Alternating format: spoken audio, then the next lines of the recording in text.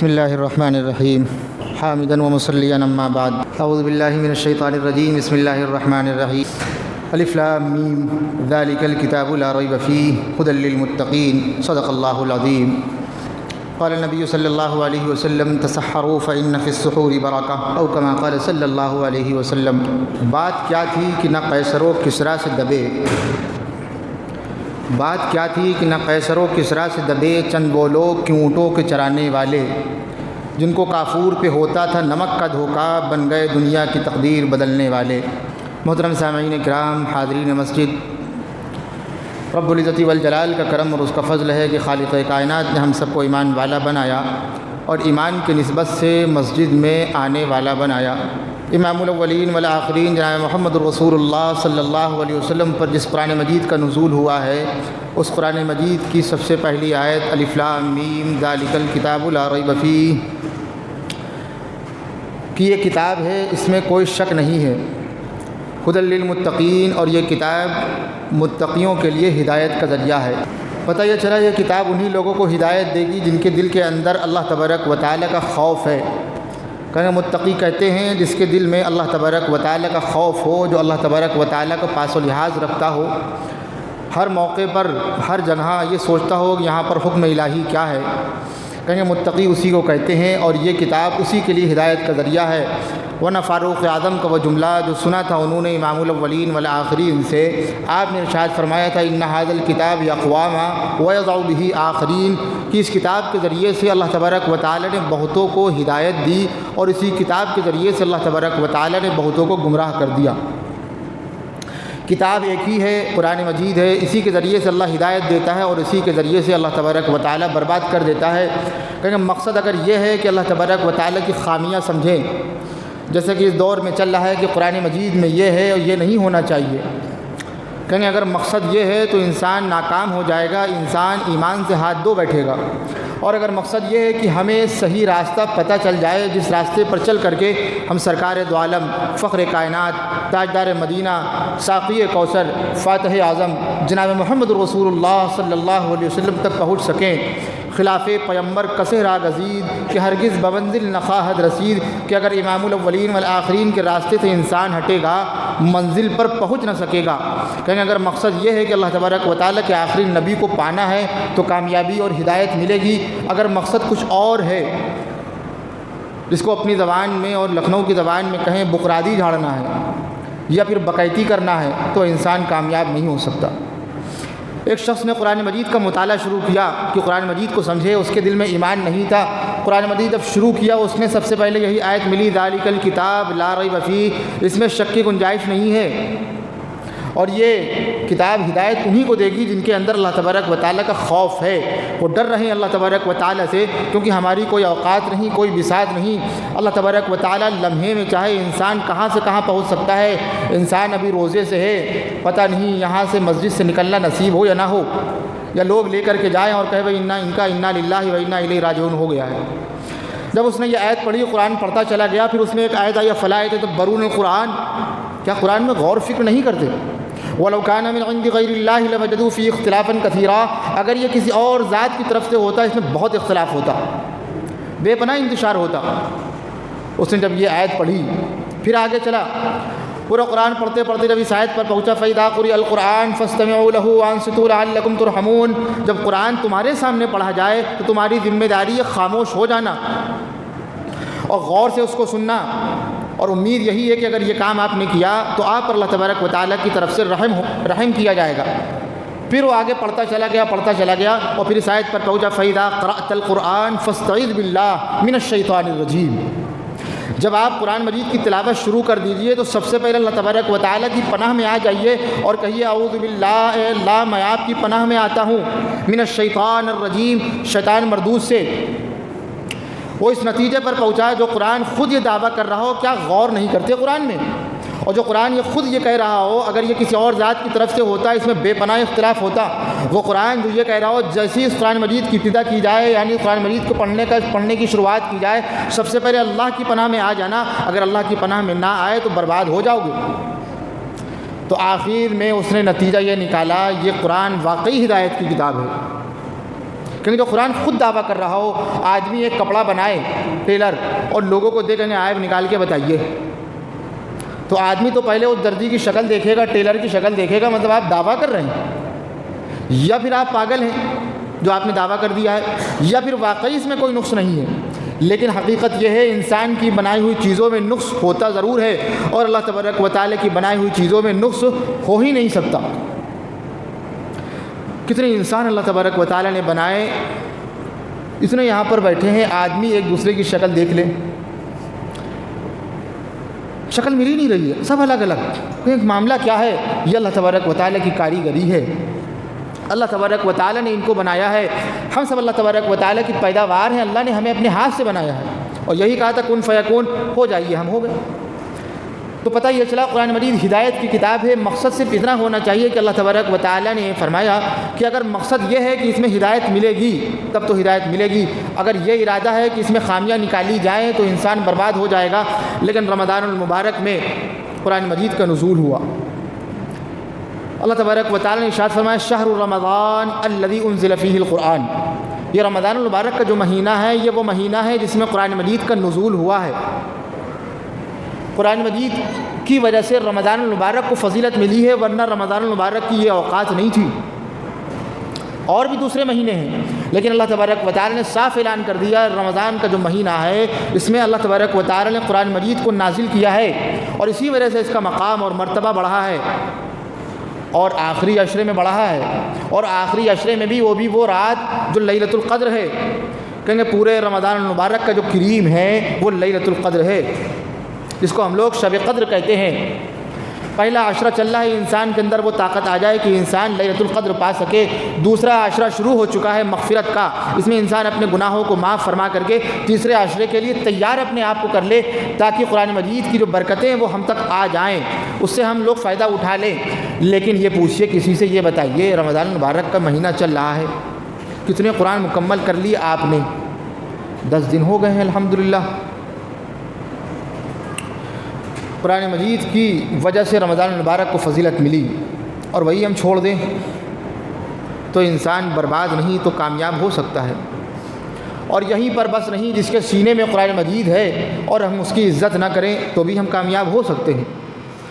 رمضان المبارک میں ایک امام صاحب آتے ہیں، چہرے پر ڈاڑھی ہے، بدن پر سفید کرتا اور پیجامہ ہے، اور الحمدللہ بڑے فخر کی بات ہے یہ جو بات بتانے جا رہے ہیں، یہ عام انسانوں کو نصیب نہیں ہے۔ پورے 11 مہینے گزر جاتے ہیں، کسی سے پوچھئے یہ بتائیے ان 11 مہینے میں آپ نے کتنے قرآن مکمل کیے، تو آدمی جواب نہیں دیتا ہے۔ لیکن اللہ تبارک و تعالیٰ کا کرم ہے کہ اللہ تبارک و تعالیٰ نے حفاظ کرام کو پیدا کیا، چھوٹے چھوٹے بچوں کے سینوں میں قرآن مجید محفوظ ہو گیا، اور انہوں نے ہمیں صرف 10 دن میں، 15 دن میں، کسی نے 27 دن میں، کسی نے 20 دن میں قرآن مجید ہمیں سنایا، اور ہم نے قرآن مجید سنا۔ کہیں قرآن مجید سننا بھی عبادت ہے، قرآن مجید پڑھنا بھی عبادت ہے، اور اگر نماز میں یہ کام کیا جائے تو عبادت دو بالا ہو جاتی ہے۔ ہم پڑھ نہیں سکتے ہیں، ہمیں قرآن یاد نہیں ہے، اور معاملہ تو ہمارا یہ ہے ہمیں قرآن مجید یاد ہو یا نہ یاد ہو، ہمیں تو سورہ یاسین بھی نہیں یاد ہے زبانی۔ سچائی ہے اور ایمان والے ہیں ہم، اتنی عمر گزر چکی ہے، اب تک تو ہمیں سورہ یاسین زبانی یاد ہو جانی چاہیے تھی، سورہ ملک زبانی یاد ہو جانی چاہیے تھی۔ کتنے علماء کرام ایسے ہیں، اللہ تبارک و تعالیٰ ان کی عمروں میں برکت عطا فرمائے، کہنے لگے ہماری اماں جان نے بچپن میں ہمیں سورہ یاسین، سورہ ملک، سورہ واقعہ، سورہ مزمل زبانی یاد کرا دی تھی، اور ہم قرآن مجید دیکھ کر کے پڑھ نہ سکتے تھے۔ اگر ہمارے سامنے کوئی قرآن مجید کھول کے رکھ دے بیٹا یہ پڑھو تو ہمیں پڑھنا نہ آتا تھا، لیکن ہم سے کوئی یہ کہتے بیٹا سناؤ سورہ یاسین تو ہم سنانا شروع کر دیتے تھے، یاسین والقرآن الحکیم انک لمن المرسلین۔ ہمیں پتہ نہیں لکھا کیا ہے، لیکن الحمدللہ وہ مائیں آج موجود نہیں ہیں۔ یہ غفلت نہیں ہے، یہ بربادی ہے، یہ نحوست ہے۔ ہم یہ تو کہتے ہیں مر گیا مردود، نہ فاتحہ نہ درود۔ سچائی تو یہ ہے وہ نہیں مردود ہے، مردود ہمیں 60 سال کی عمر ہو چکی ہے، 70 سال کی عمر ہو چکی ہے، جس قرآن مجید کی وجہ سے صحابہ کرام کو مقام ملا، صحابہ کرام کو مرتبہ ملا، وہی قرآن مجید ہم سے چھوٹ گیا۔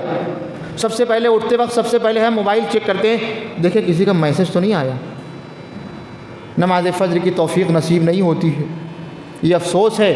مبارکباد کے مستحق ہیں وہ بچے جنہوں نے اپنے سینے میں قرآن مجید کو محفوظ کر لیا۔ علماء نے یہاں تک کہ لکھا ہے کہ اگر کسی کو نبی دیکھنا ہو، کوئی انسان یہ چاہے کہ ہم نبی دیکھیں، کوئی دیکھ سکتا ہے۔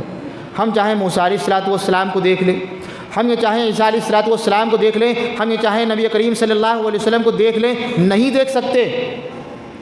کہیں گے اگر دیکھنا چاہتے ہو ان علماء کرام کی شکلیں دیکھ لو۔ کیوں؟ یہ نبی ہیں۔ کہیں گے نبی تو نہیں ہے، یہ نبی کریم صلی اللہ علیہ وسلم کے وارث ہیں اور یہ تمام انبیاء کرام کے وارث ہیں، ان کو دیکھنا ایسا ہی ہے جیسے کسی بندے نے کسی نبی کو دیکھ لیا ہو، لیکن ہم لوگ انہی کی بے عزتی کرتے ہیں۔ بڑا افسوس کا مقام ہے۔ قرآن مجید مکمل ہوا، ہماری مسجد میں ایک حافظ قرآن نے قرآن مجید مکمل کیا اور ہم نے بوتلوں کا مجمع لگا دیا، چاروں طرف بوتلیں رکھی ہوئی ہیں اور کسی کا ڈھکن کھلا تھا اور پانی گر گیا۔ اچھا کھلا کاہے کے لیے تھا؟ کہیں گے وہ امام صاحب پڑھیں گے تو برکتیں آ جائیں گی، اور پھر اس کے بعد پانی پھکوایا بھی، اور پھر ایسے غائب ہوئے ہیں جیسے گدھے کے سر سے سینگ۔ یہ ایمان والوں کی بات کی جائے، کہیں گے یہاں جو آپ بات کریں گے، نہیں، ہر مسجد کا یہی حال ہے۔ ہماری ذمہ داری تو یہ تھی ان کے ماتھے کا بوسہ لیں۔ علماء کرام نے یہاں تک کہ لکھا اگر کسی بندے نے کسی عالم دین کے ماتھے کا بوسہ لیا، اس بوسے میں جتنے بال آ گئے ہیں اللہ تبارک و تعالیٰ اس بال کی برکت سے اس بندے کے گناہوں کو معاف فرما دیں گے۔ یہ علماء کرام کا مقام ہے۔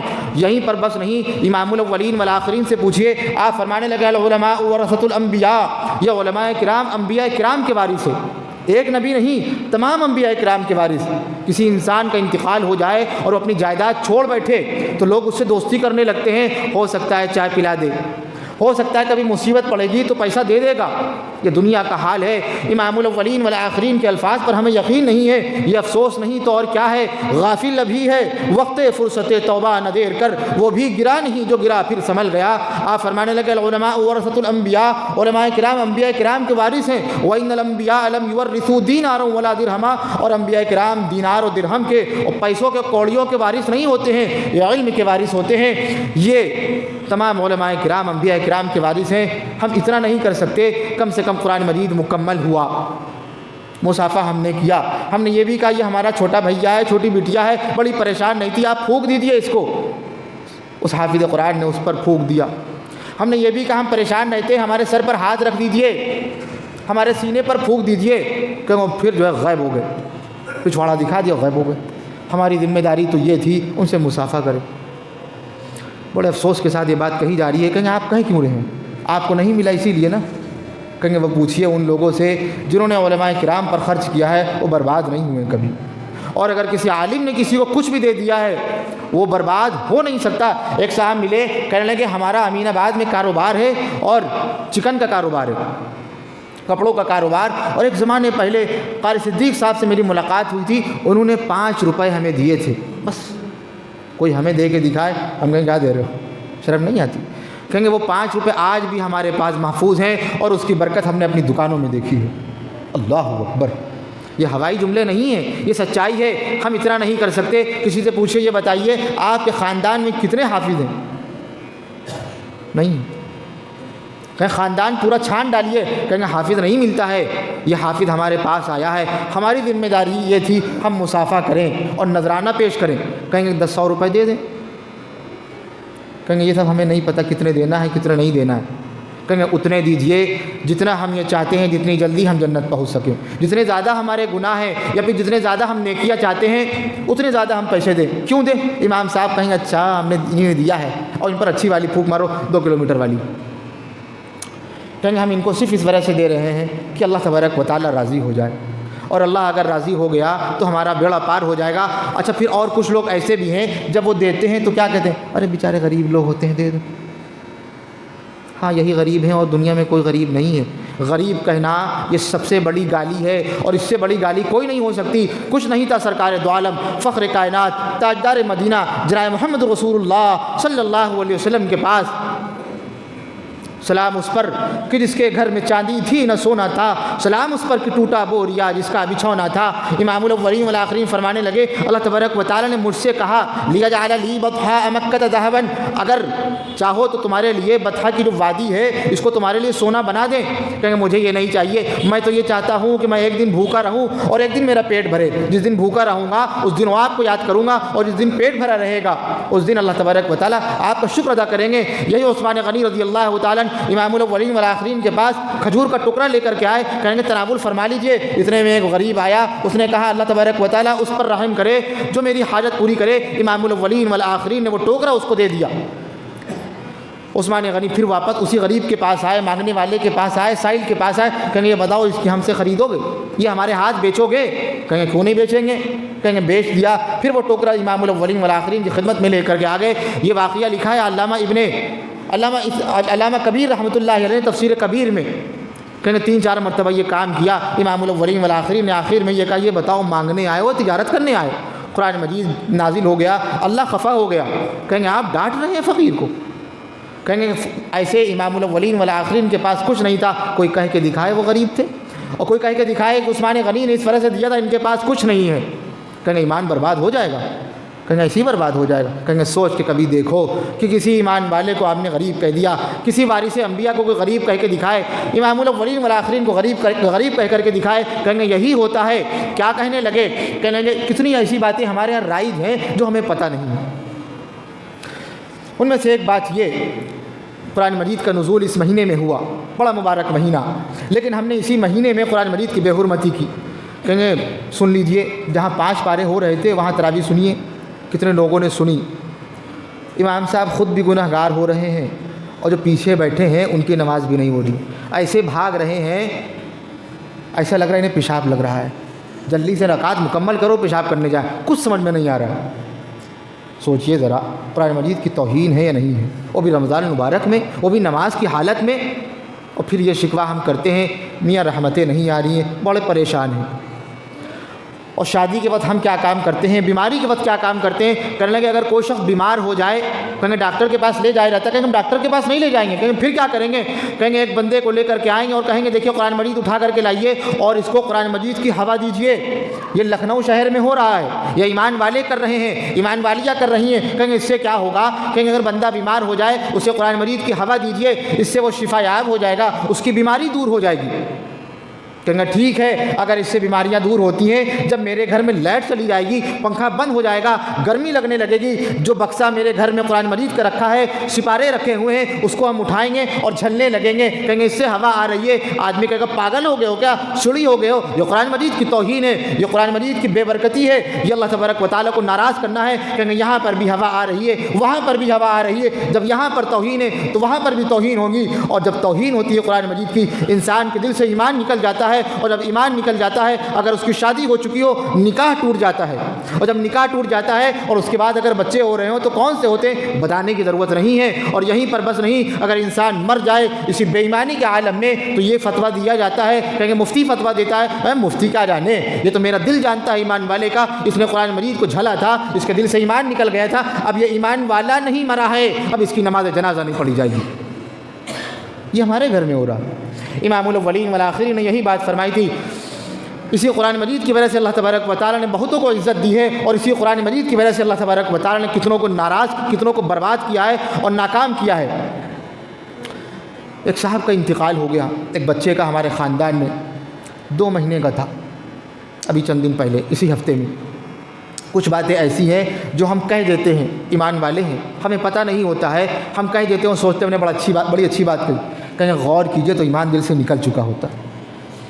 تو وہاں ان کے منہ سے نکل گیا، ان کے والد ماجد کا بھی انتقال ہو گیا تھا، وہ ہمارے پھپھا لگتے ہیں سب، 18 سال شادی کے ہو چکے تھے، 1-2 سال نہیں، 18 سال، اور 18 سال کے بعد اللہ تبارک و تعالیٰ نے بیٹے کی نعمت سے نوازا۔ سوچئے ان کے والدین کتنے خوش ہوں گے، کہیں گے ان سے پوچھے جن کی اولادیں نہیں ہیں، 18 سال کے بعد اللہ تبارک و تعالیٰ ایک بچہ دے، کہیں گے نام رکھیں گے ہم اس کا محمد مصطفیٰ، اس کا نام رکھا گیا، عقیقہ کیا گیا، بکرے ذبح کیے گئے، اور پھر اس کے بعد 2 ماہ کے بعد وہ دنیا سے رخصت ہو گیا۔ سچی بات بتا رہے ہیں، منبر پر بیٹھے ہیں، مسجد ہے، منبر رسول صلی اللہ علیہ وسلم ہے۔ جب اس بچے کو غسل دیا جا رہا تھا، ہم جب پانی ڈال رہے تھے، ایسا لگ رہا تھا کہ یہ کوئی بچہ نہیں، کوئی عالم سو رہا ہے۔ ہماری آنکھیں گواہ ہیں۔ اور بھی بچوں کو ہم نے دیکھا، رنگ اتنا خوبصورت نہیں تھا، سانولا تھا، آنکھیں بند تھیں، ہونٹ چپکے ہوئے تھے، ایسا لگ رہا تھا کہ یہ کوئی چھوٹا بچہ نہیں، یہ کوئی عالم دین سو رہا ہے اور اس کو غسل دیا جا رہا ہے۔ ان کی زبان سے یہ نکل گیا تھا جملہ، ابا نے اپنے پوتے کو اپنے پاس بلا لیا۔ ہم لوگ یہ کہتے ہیں، ارے کہتے نہیں ہیں، بچی کا انتقال ہو جائے کیا کہنے لگے؟ کہیں اماں نے بٹیا کو اپنے پاس بلا لیا۔ اور بیٹے کا انتقال ہو جائے کیا کہنے لگے؟ ابا نے بلا لیا ہمارے بھیا کو، ہمارے بھائی کو۔ ہم نے کہا یہ جملہ اتنا سخت ہے کہ یہ کفر لازم آ رہا ہے۔ کہیں گے وہ کیسے؟ کہیں گے ہمارے باپ کے اندر یہ طاقت نہیں ہے، آپ کے باپ کے اندر یہ طاقت نہیں ہے کہ اپنے پوتے کو یہاں سے بلا سکے۔ اگر ہم نے یہ کہہ دیا ہمارے ابا نے اپنے پوتے کو بلا لیا، اس کا مطلب یہ ہے ان کے اندر بھی وہ پاور ہے جو اللہ تبارک و تعالیٰ کے اندر ہے۔ اللہ تبارک و تعالیٰ کے علاوہ کوئی دنیا میں ایسی ذات نہیں ہے جو ہماری جان چھین سکے، جو ہمارے دل سے روح نکال سکے، وہ صرف اور صرف اللہ تبارک و تعالیٰ کی ذات ہے۔ اور جب یہ جملہ منہ سے نکلتا ہے، انسان کا ایمان ساتھ میں نکل جاتا ہے، اور یہ ہمارے گھر میں ہو رہا ہے، ہمیں پتہ نہیں ہے۔ کہیں گے پتہ کیسے ہوگا؟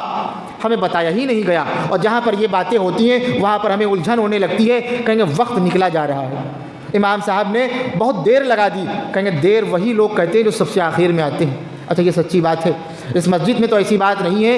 ہمیشہ جہاں پر شکوہ ہوتا ہے وہی لوگ کہتے ہیں جو سب سے آخر میں آتے ہیں اور چپلوں کے پاس بیٹھتے ہیں۔ صف نہیں ملتی ان کو، چپلوں کے پاس بیٹھتے ہیں اور پھر شک کر رہے ہوتے ہیں پتہ نہیں نماز ہوگی یا نہیں ہوگی۔ ابھی فلاں بندہ جو ہے استنجا خانے سے نکل کر کے آیا تھا، چپل اس کی ناپاک تھی، اسی کشمکش میں مبتلا ہے اور اعتراض شروع ہے۔ ایمان والے یہ بات نہیں کہتے ہیں، کہیں ستاروں سے آگے جہاں اور بھی ہیں اور بات بتائے۔ قرآن مجید کی بات چل رہی ہے، ایمان کی بات چل رہی ہے۔ جب ان کا انتقال ہو گیا اس بچے کا، تو ایک عورت سے یہ کہا گیا بھائی چلو جا کے عیادت کر لو۔ بالکل پیور سچ ہے، یہ بھی کفر ہے۔ تو کیا جواب دیا؟ کہیں گے ہم پیٹ سے ہیں، ہم امید سے ہیں، ہمارے پیٹ میں ایک بچہ پل رہا ہے اور وہاں پر جائیں گے، ابھی انتقال ہوا ہے۔ لوگ جاتے ہیں، کہیں گے نہ جاؤ۔ کیوں؟ وہ پیٹ میں بچہ ہے، وہ نقصان ہو جائے گا۔ یہ جملے اس کے باپ کو کہہ کے بتائیے، میں اس وجہ سے نہیں آئی تھی، میرے پیٹ میں بچہ تھا، 4 ماہ کا تھا، 3 ماہ کا تھا۔ وہ باپ جواب نہیں دے گا، تماچا مار دے گا، کیا میرا بیٹا منحوس ہے؟ کیا اس کی وجہ سے تمہارے نقصان ہو جائے گا؟ یہی جملے ایمان والیاں کہہ رہی ہیں۔ معاملہ یہ ہے ہمارے گھر میں یہ بات پہنچائی نہیں جا رہی ہے، یہی بات اس سے پہلے کہی تھی۔ کہیں گے یہ ویڈیو کیوں ریکارڈ ہو رہی ہے؟ کہیں گے اسی وجہ سے ہو رہی ہے، گھر میں بتایا جائے۔ واقعی یہی معاملہ ہے کہ آج بھی ایمان والوں کی بات کی جا رہی ہے۔ جس گھر میں انتقال ہو جائے وہاں پر سے کوئی بچی کو لے کے گزرتا نہیں اس گھر کے پاس سے، کہ ابھی انتقال ہوا ہے، ابھی یہاں پر نحوست برس رہی ہے، کہ آپ کا منہ اور مسور کی دال، آپ کی اوقات کیا ہے؟ آپ نے کہا کیسے؟